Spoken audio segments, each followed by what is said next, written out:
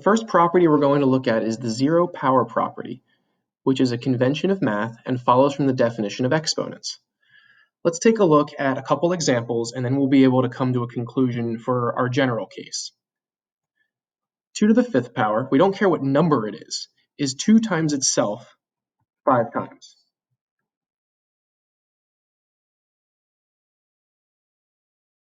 Okay, let's take a look at 2 to the 4th power. Well, that's 2 times itself 4 times. All right, 2 to the 3rd power. Still makes sense. That's 2 times itself 3 times. 2 to the 2nd power, easy enough, 2 squared times itself 2 times. And 2 to the 1st power is just 2. All right, so things can't break in math. So when we look at the pattern that's happening from 2 to the 5th all the way down to 2 to the 1st, we notice one thing very quickly, that the number of 2's keep decreasing by 1. I mean, that's the definition of exponents.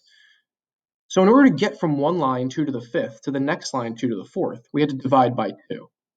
We divide by 2 again to get 2 to the 3rd, divide by 2 again to get 2 squared, divide by 2 to get 2 to the 1st, and so math doesn't break, we divide by 2 one last time to get 2 to the 0th power, which is 1. Let's take a look at 3 and see if anything changes. Again, that's 3 times itself 5 times. Okay, 3 to the 4th, 3 times itself 4 times.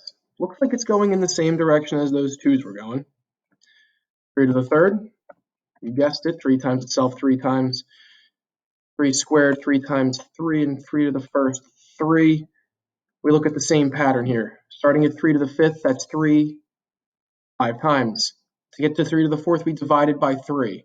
Divide by 3, divide by 3, divide by 3. So we have to divide by 3.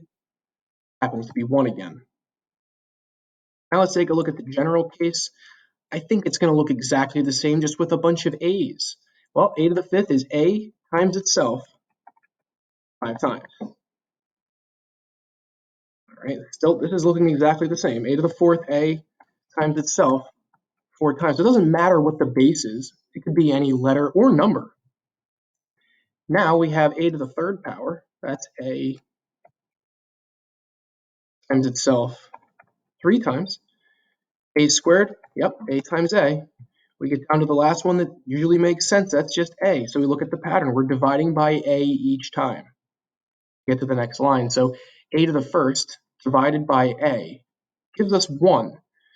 Now we've come to the conclusion that any number to the 0 power equals 1, no matter what.